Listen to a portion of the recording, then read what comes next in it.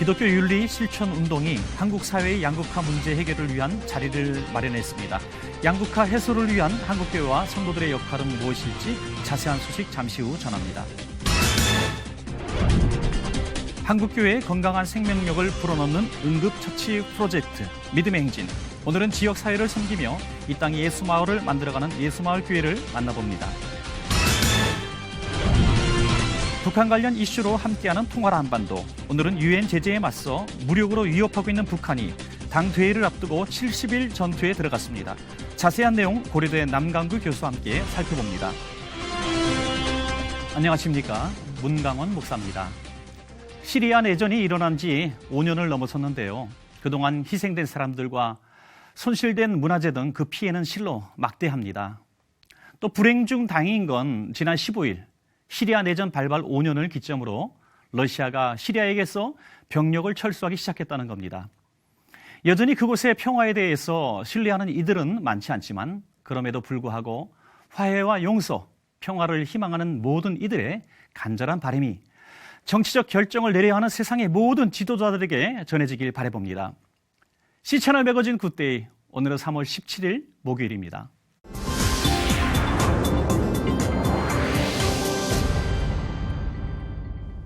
첫 순서로 교계 뉴스부터 정리해드립니다. 우리나라의 경제적, 사회적 양극화 현상이 계속되면서 심각한 수준이라는 조사 결과가 나오고 있습니다.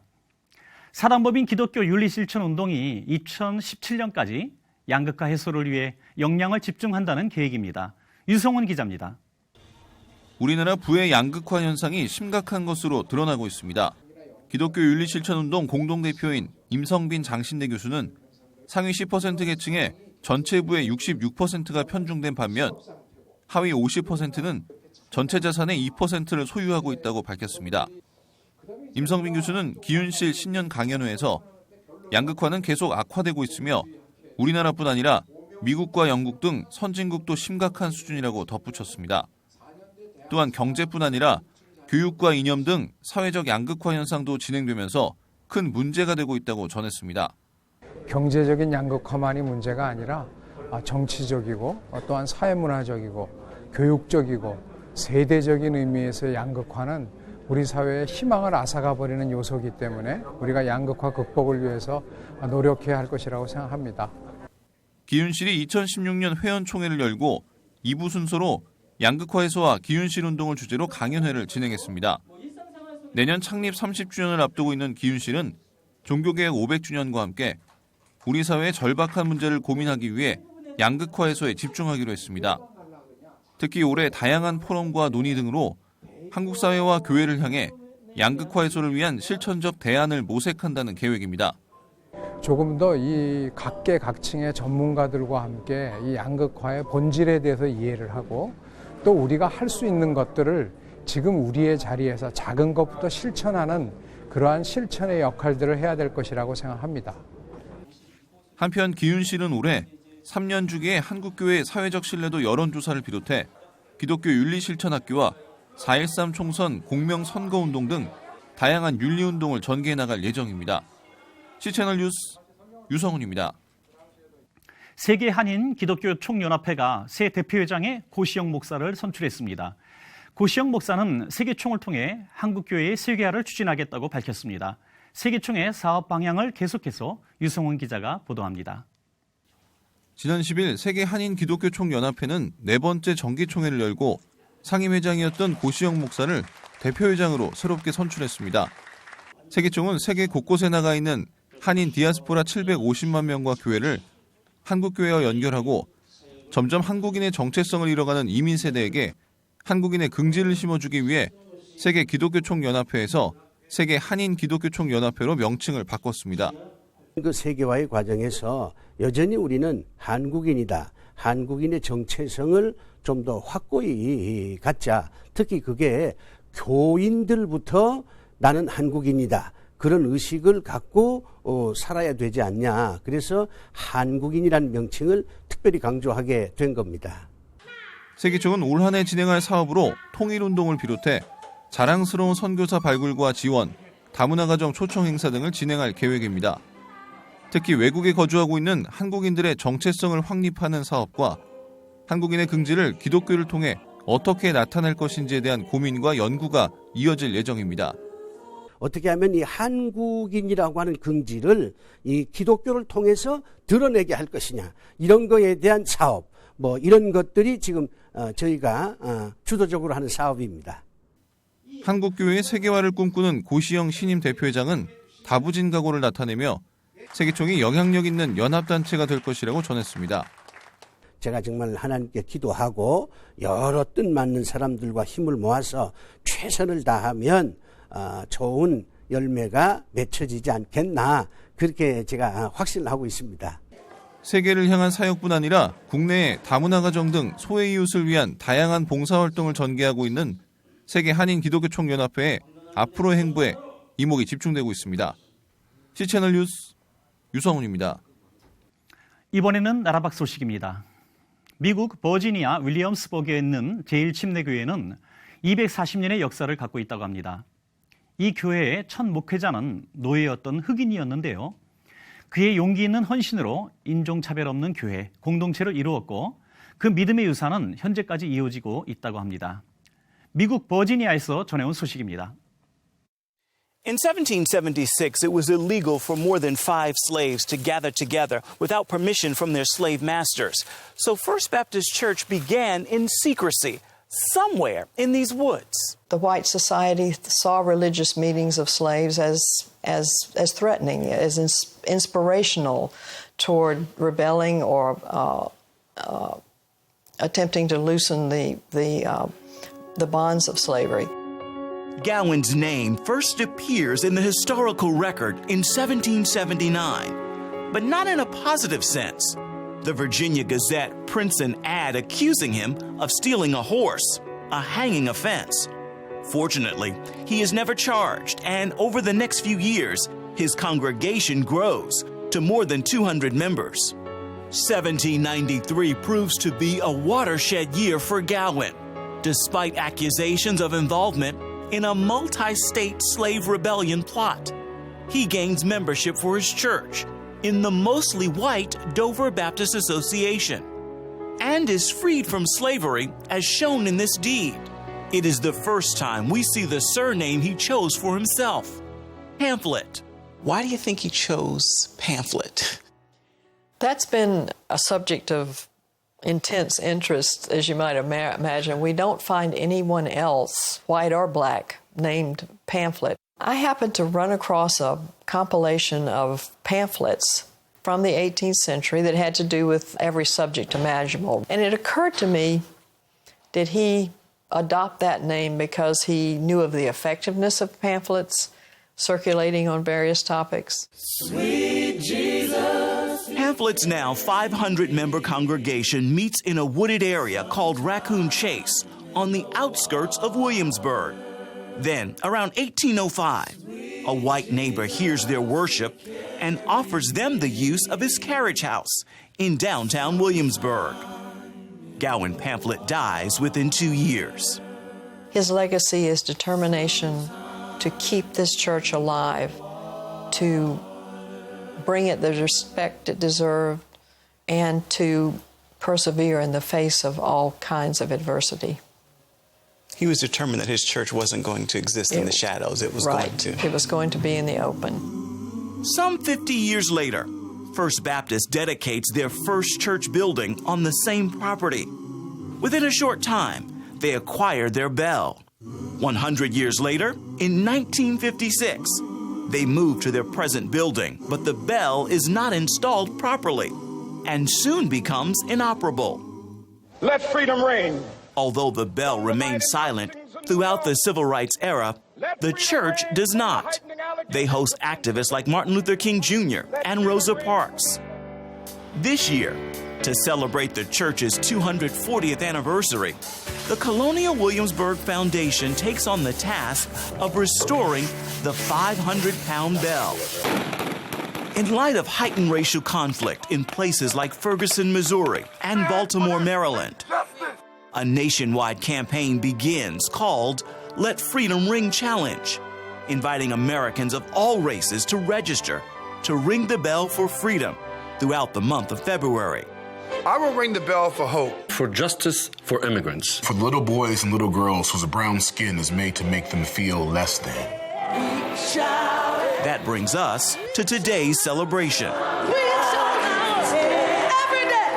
And so we come to ring the bell, to drive out the spirits of division and those practices that are causing us to forget that we are one nation, under God, indivisible, with liberty and justice for all.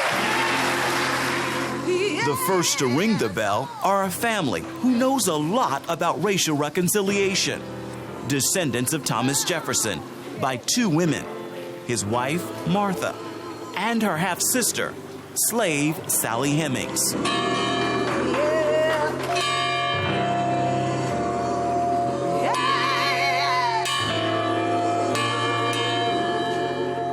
It was just a powerful moment. You know, you can feel the spirit move inside with so much hope and energy in the building, you know. When you cross that line, that's where the good stuff happens. You really find out what other people feel and think. You walk in their shoes, and you see that it's better together than apart. People black and white came together and found common ground. And that's the great challenge. How do we move from racial battleground to economic common ground to moral higher ground?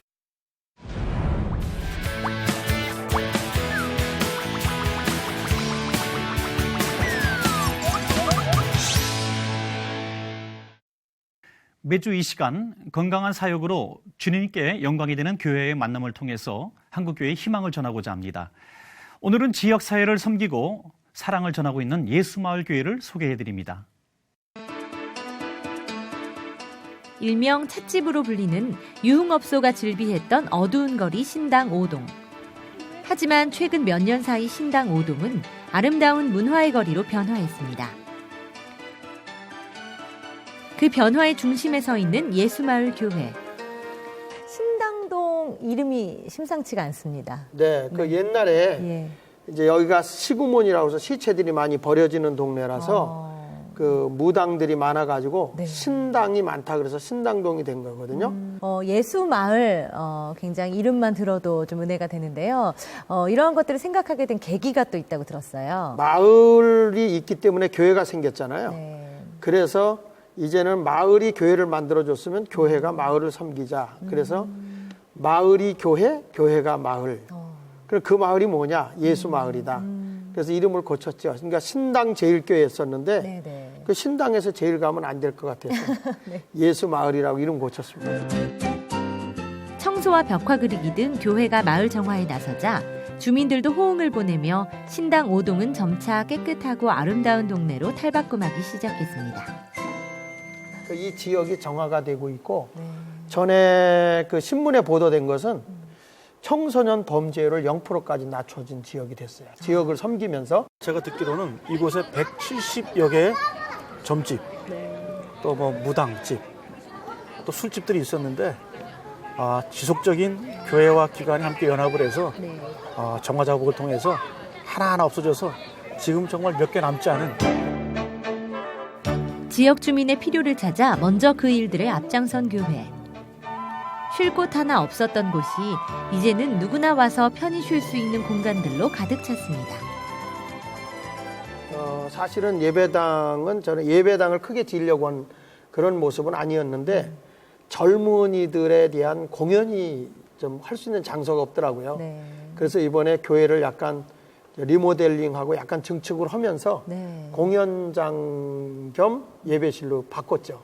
건강한 사회를 만들기 위한 한국 교회의 역할 어떤 것들이 좀 있을까요? 네, 이제 교회가 세상을 향해서 문을 열어야 되거든요.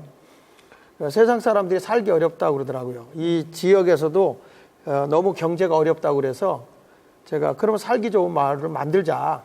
그래서 사람이 오면 거리가 활성화가 되고 경제가 살아난다. 그래서 교회를 통해서 사람들이 몰려오는 그런 모습을 만들기 위해서 이 문화 예배당을 만든 겁니다. 자원봉사자들은 오직 예수님 사랑을 실천하기 위해 급여를 전혀 받지 않고 무료로 주민들을 섬기고 있습니다. 월요일부터 금요일까지 아침 10시부터 오후 4시까지 이제 지역 주민들, 어르신들 젊은 사람들도 와요. 몸이 급하게 아프신 분들 오셔서 침 맞고 이런 거 하시고 어르신들 오시면 족욕하시면 너무 좋아하시고. 지역사회가 근본적으로 변화되는데 가장 필요했던 것은 바로 교육이었습니다. 음악에 재능이 있는 지역 아이들에게 배움의 터를 마련해주고자 시작한 서울실용음악학교. 네, 목사님, 지역사회를 섬기고 계신 모습들을 굉장히 많이 보는데요.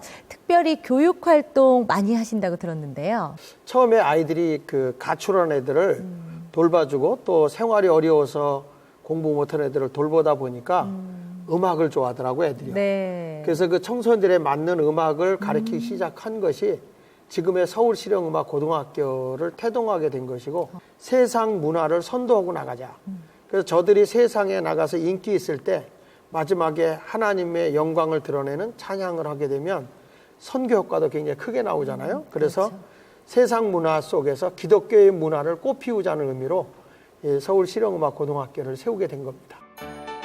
처음에는 아이들이 교회에 와서 음악을 연주하는 정도였지만 지금은 국내외 유명 대학에 진학생을 배출하고 유명 뮤지션들을 키워내는 학교로 명성을 얻고 있습니다.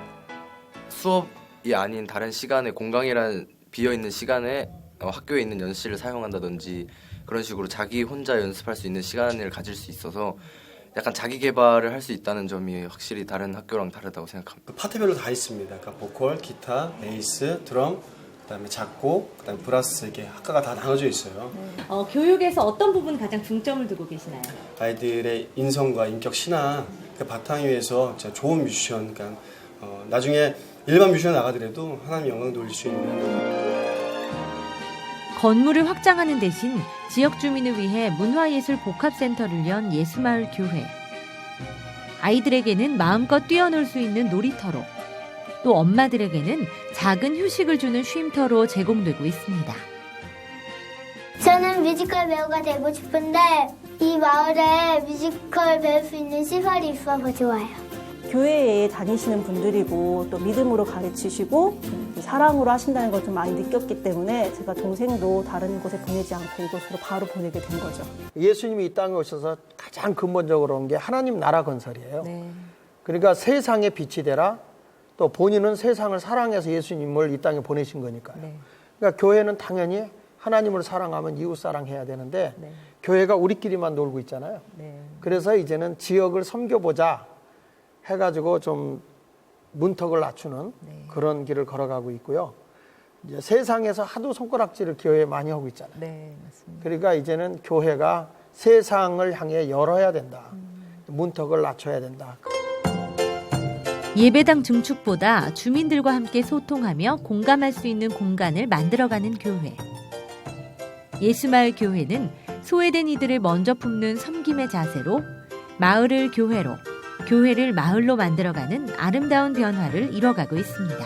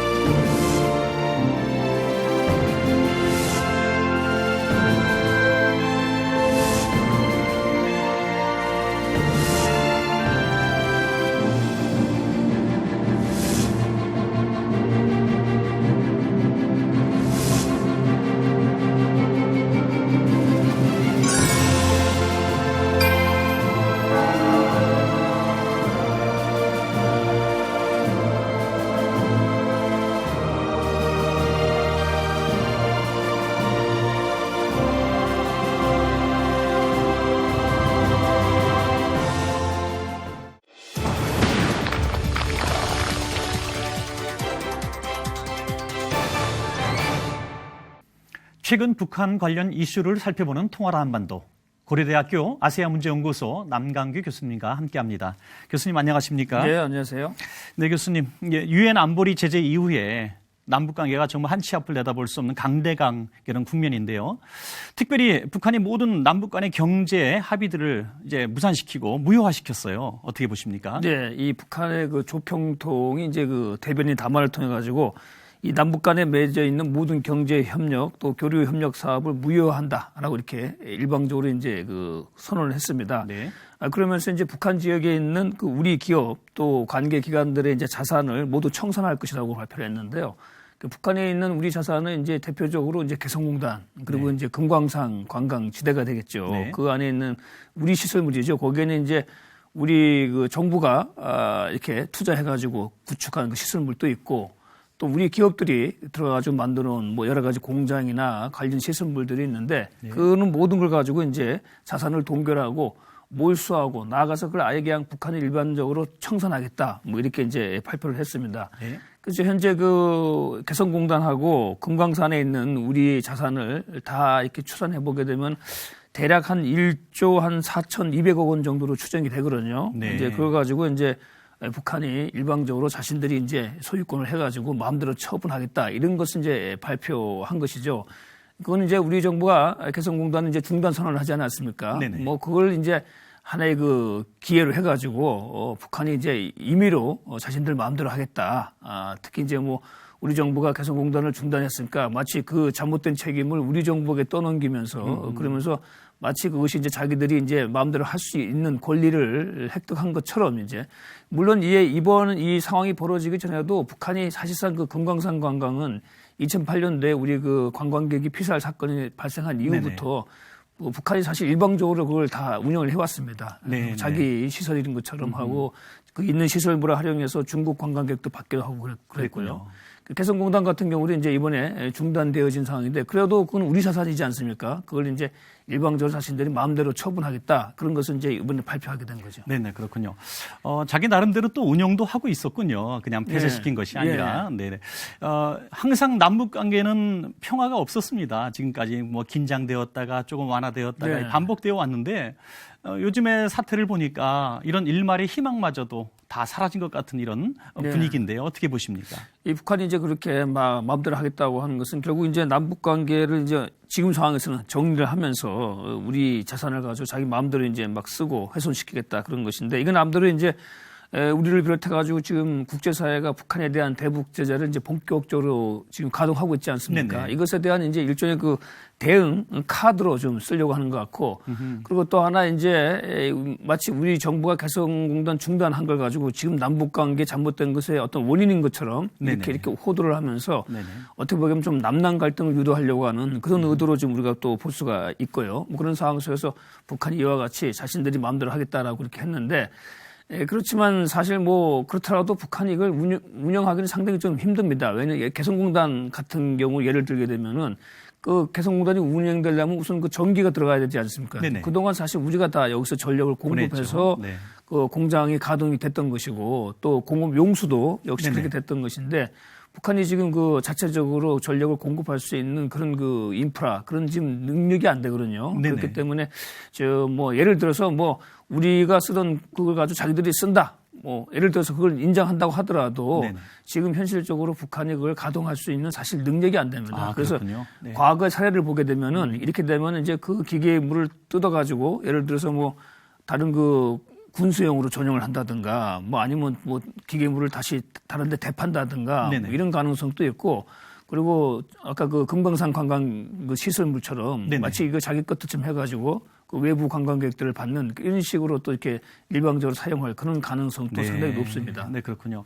이런 상황이 된다면 자기들의 책임을 이렇게 통감하면서 또 화해 제스처를 취해야 마땅한 이런 우리의 상식인데 오히려 지금 보니까 계속 연일 선제 타격을 하겠다고 적불하장식인데 무슨 정치적인 의도가 있을까요? 선제 타격. 사실 지금 이제 이 남북 상황도 그렇고 북한이 국제사회의 제재를 받는 거는 북한이 1월 달에 4차 핵실험하고 또 2월 달에 장거리 미사일 발사하고 뭐 이런 것들이 원인이 됐는데 그런 자신들의 책임은 이제 전혀 인정하지 않고 마치 지금 국제사회의 북한에 대한 제재가 북한을 가지고 뭐 자기들 표현대로 하게 되면 압살하려고 한다. 그런 주장을 하면서 거기에 대응하는 논리로서 이제 선제 타격을 하겠다. 특히 핵 선제 타격을 하겠다. 북한이 이제 핵 능력을 가졌으니까 이걸 가지고 자신들이 이제 뭐 결정, 자신의 임의 결정에 따라 가지고 그래서 선제 타격하겠다는 것은 대상을 보게 되면 미국 본토도 공격할 수 있다. 네네. 아니면 이제 해외에 있는 미군 기지도 공격할 수 있다. 그리고 우리 국내에 이제 예를 들어서 청와대를 비롯한 주요 어떤 시설물에 대해 가지고 우리가 할 수 있다라고 이렇게 사실 이제 협박을 한 거죠. 여차하면 이제 핵을 북한이 선제적으로 쓸 수 있다. 그런 그 미사일 능력도 지금 향상되고 있기 때문에 네네. 소위 말하는 ICBM 대륙간 탄도 미사일 개발 능력도 갖고 있다. 그러면서 이제 김정은이 그런 능력을 곧 보여주겠다 이렇게 또 얘기를 했어요. 그건 얘기는 그러면 이제 5차 핵실험을 할 것인가 아니면 정말 그들이 얘기한 대로 ICBM 그런 대륙간 탄도미사일급의 어떤 그런 장거리 미사일 발사 능력을 또 보여줄 것인가 이게 또 우리가 또 추론할 수가 있는데 그러나 이제 지금 보여주고 있는 거는 북한이 좀 약간 과장된 측면이 있습니다. 네네. 우리가 이런 그 능력을 갖고 있으니까 너희들이 뭐 아무리 우리한테 제재를 해도 우리는 이게 나갈 수가 있다. 뭐 네네. 그런 걸 좀 보여주기 위해서 의도적으로 좀 이렇게 북한의 매체나 이런 걸 통해 가지고 보여주는 그런 좀 모습이 있습니다. 그래서 아직은 북한이 그런 뭐 핵 소형화 능력이거나 아니면 아주 장거리 대륙간 탄도미사일까지는 아직 확인된 건 없습니다. 네네. 그러나 이제 그렇게 위협을 가함으로써 국제사회의 어떤 대북 제재에 대해서 이제 저항을 하면서 또 우리 정부한테 또 우리 국민한테 상당히 그 불안감 네네. 또 협박을 하고 있는 것이죠. 예, 뭐 북한이 늘 해오던 수법 그렇죠. 아니겠습니까? 예, 예. 네. 그런데 이런 와중에 또 70일 전투라고 하는 것을 대대적으로 홍보하고 있습니다. 70일 전투 우리는 좀 생소한데 네. 이런 무슨 전투입니까? 이 북한이 보면은 뭐 무슨 일 전투를 많이 용어가 네네. 많아요. 70일 전투, 뭐 100일 전투, 300일 전투, 어떤 경우는 그렇군요. 500일 전투, 뭐 속도전 이렇게 해가지고 네네. 우리는 다 보통 이제 노동운동인가요? 그럼? 사실 이제 네. 노동운동인데 네. 주민들의 어떤 그런 그 노동력을 가지고 이렇게 사실 짜내기 위해서 네네. 하는 거죠. 노력동원. 어찌 보게 되면 좀 노동력 착취다 갈 수 있죠. 보통 이제 경제 계획은 뭐 몇 개년 계획으로 해가지고 체계적으로 해야 되는데 북한 같은 경우는 그것도 이제 전투식으로 며칠 정해놓고 빠른 시일 안에 목표를 달성하자. 그래서 이번에 정한 거는 70일 전투라고 했는데 70일 전투는 이제 5월 달에 북한이 제7차 당대회가 지금 예정되어 있지 않습니까? 거기까지 당대에 맞춰가지고 북한이 지금 계획하고 있는 여러 가지 그 경제의 어떤 목표나 이런 걸 좀 달성하자. 그런 목표에서 지금 70일 운동을 하고 있는데 그게 이제 유래가 있더라고요, 보니까. 네. 70일 전투가 70년대 초에 네네. 그 김정일이 당시 이제 후계자였던 김정일이 그 70일 동안에 1년 동안 그러니까 1년 동안 북한이 세워놓은 계획을 네네.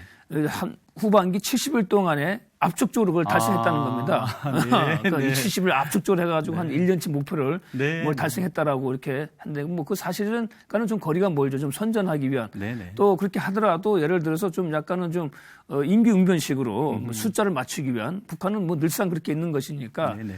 그러면서 이제 그런 사례가 있다. 70년대 초에 그런 사례가 있으니까 지금은 또 그런 그 사례를 본받아가지고 70일 안에 북한이 지금 뭔가 계획하고 있는 걸 좀 달성하자. 네네. 그렇게 해가지고 최근에 북한의 보도를 보게 되면 정말 뭐 초과 달성했다고 선전을 하고 있습니다.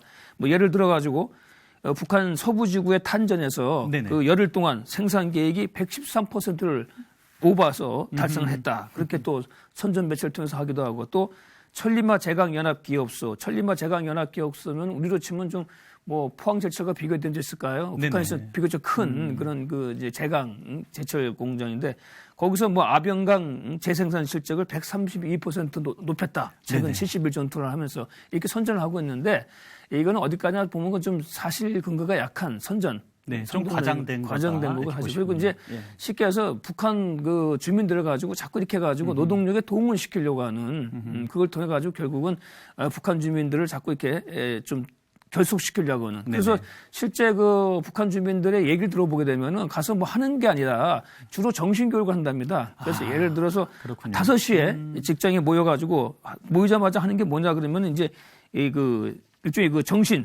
정신훈련이죠. 그래서 여기 보게 되면 뭐란 충성의 결의 모임. 이걸 하고 시작한다는 거예요. 그렇군요. 5시에 모여가지고. 네네. 충성의 결의 모임이다 그러면 결국은 김정은에 대한 충성을 다짐하는 그런 결의 모임 해가지고 뭐 보고도 하고 또 이런 구호도 외치고 말입니다. 또 이제 주변에 그 악기대가 동원해가지고 이렇게 선전선동도 하고 그래서 주로 어떤 생산 활동을 이루기보다는 주로 이제 김정은에 대한 충성을 다짐하는 그런 모임, 그런 행사가 주로 주민들 많다는 단속하는 거예요. 거군요. 그래서 네. 당대회를 앞두고 네. 이제 주민들을 결속시키고 또 네. 지금 이제 한미연합훈련도 하고 있고 북한에 대한 국제사회 대북 제재도 있으니까 이걸 통해서 이제 좀 결속시키면서 네. 김정은을 중심으로 어떤 그런 그 단결된 이걸 보기 위한 일종의 좀 정치 사업적인 성격이 강하지 이게 실제 뭐 북한의 경제를 가지고 70일 만에 사실 어떻게 그렇죠. 그걸 할 수 있습니까? 네네. 그러니까 좀 동료를 하면서도 한편으로는 이제 북한의 어떤 주민들에 대한 노동력을 좀 짜내려고 하는 네. 뭐 그런 의도가 더 크죠. 네, 그렇군요.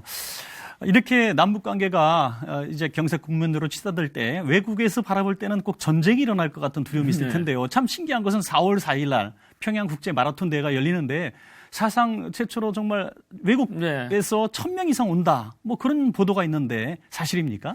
예, 지금은 이제 일단 그 여행업체, 주로 이제 미국에 있는 뭐 여행업체하고 또 다른 중국에 있는 여행업체에서 지금 이제 4월 4일이죠. 4월 4일 날 4월 12일 이제 평양 국제 마라톤 대회가 있습니다. 이게 지금 계속 매년마다 좀 열리고 있는데, 예, 북한이 4월 15일이 이제 김일성 생일이니까 그걸 앞두고 열리는 이제 그 마라톤 대회인데 여기는 이제 과거에는 주로 뭐 초청 선수들만 했는데 북한이 몇 년 전부터는 일반인에게도 이제 오픈을 했어요. 그래서 네네. 이제 그 관광 그 일종의 그 산업을 하고 관광 그 프로그램을 해가지고 그래서 이제 돈을 주고 신청하면 이제 해외의 그 여행사들이 모아가지고 일반인들이 이제 하고 있는데 참가자들이 좀 늘어나고 있습니다. 네네. 그래서 작년 같은 경우는 한 650여 명 정도 이제 그 마라톤 대회 참가했다는데 지금 이제 그 여행사에서 나온 그 인원수를 총합하면 한 1,200명이 좀 넘었다고 해요. 한 2배 정도 가까이 됐는데 네.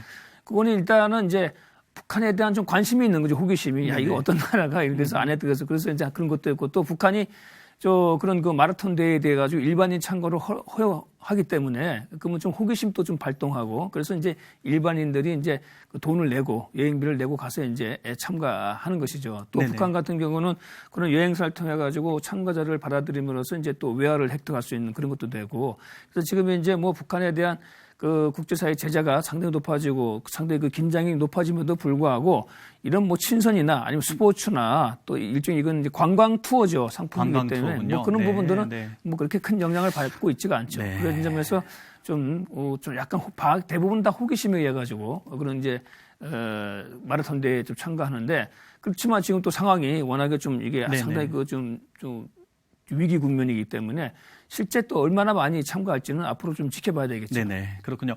그러니까 이게 전쟁 국면 속에서 외국인들이 이제 북한에 대해서 제재를 계속하고 있으니까 네. 불안하기도 하고 그러니까 또 이렇게 우리는 평화롭다는 것을 그렇죠. 보여주기 예. 위해서 정말 한반도가 긴장하게 해소됐으면 참 좋겠다는 바람을 갖습니다. 오늘 네. 나와주셔서 감사합니다. 예, 고맙습니다.